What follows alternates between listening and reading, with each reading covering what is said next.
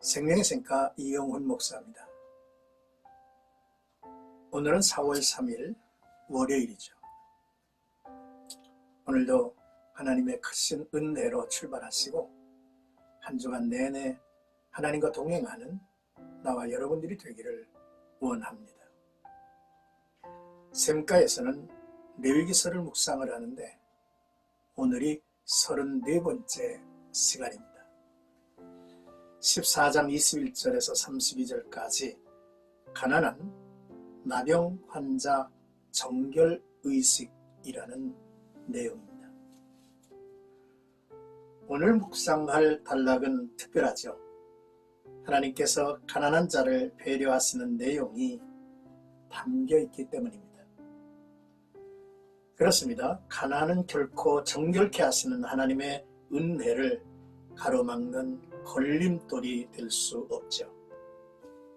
하나님께서는 치유된 가난한 나병 환자의 정결 규례를 따로 설정을 하셨습니다. 먼저 21절에서 23절까지는 가난한 자의 정결 의식입니다.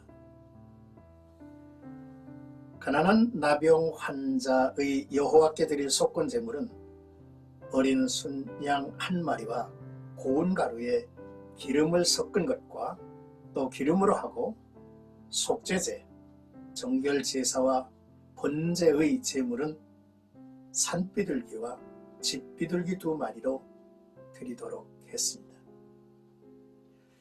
이것은 가난한 나병 환자를 위한 하나님의 크신 배려요 은혜였죠. 하나님은 참된 경외심과 중심을 보시죠.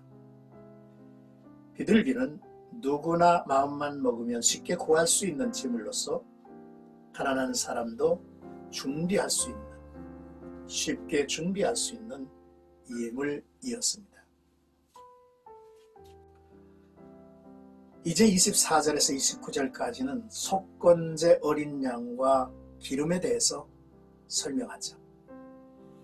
가난한 자나 부유한 자나 속건 제물은 1년 되고 흠 없는 어린 순양만을 여호와께 바치죠.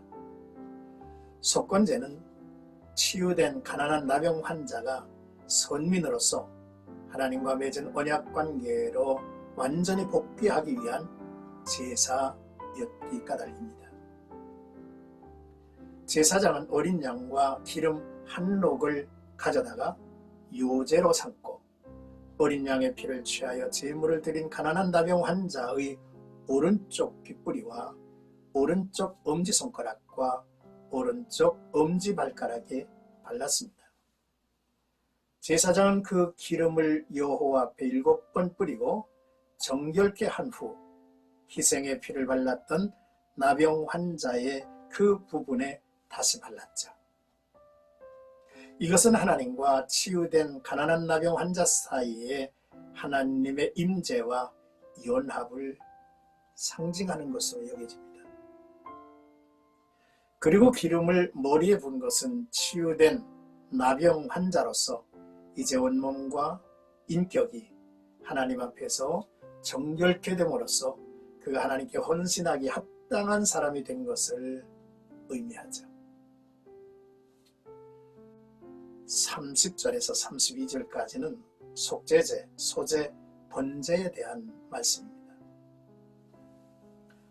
속건제를 드린 후 제사장은 곧 이어 가난한 나병 환자를 위한 속죄제를 드렸습니다. 속죄제는 사죄와 정결을 의미하고 있죠. 나병 환자는 의식법상 부정하여 어떤 성회나 성물 식사에 참여하지 못했습니다.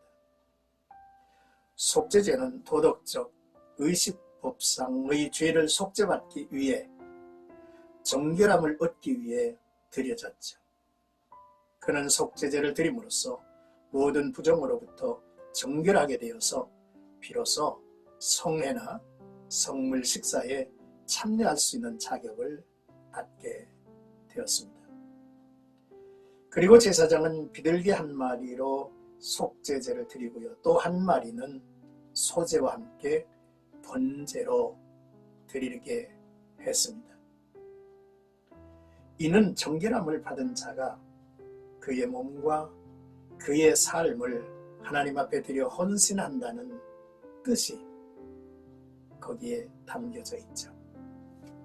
정결 예식에서 하나님은 가난한 나병 환자를 위해 비둘기로 드리게 한 것은 하나님의 크신 사랑과 은총이 아닐 수 없습니다. 사랑하는 신가가족 여러분, 오늘의 말씀을 묵상하면서 첫째로 가난한 자를 배려하시는 하나님의 모습을 뵙습니다. 하나님은 재물의 값어치를 보지 아니하시고 마음과 힘을 다하는 모습을 보시죠. 마가복음 12장에 보면 가난한 여인이 2렙돈을 하나님 앞에 드렸는데 우리 주님의 눈길이 부자에게 가 있지 아니하고 이 가난한 여인에게 눈길을 주시며 그 눈길이 멈춰졌다는 사실을 우리는 주목해야 합니다. 둘째, 핏부림으로 우리의 듣는 귀도 일하는 손도 행하는 발도 깨끗게 하시고 기름을 바르심으로 하나님의 임재와 연합을 보여주셨다는 이 내용이 참으로 하나님 앞에 영광된 일이죠.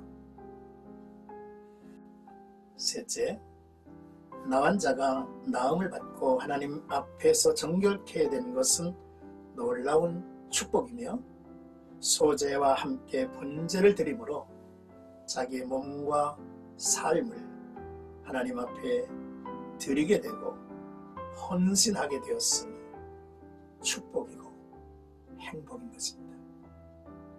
오늘도 나와 여러분들이 우리에게 이렇게 긍휼을 베푸시고 우리를 온전케 하시는 주님과 함께 이 한날도 한 걸음 한 걸음 그와 함께 하시는 역사가 있기를 주님의 이름으로 축복합니다.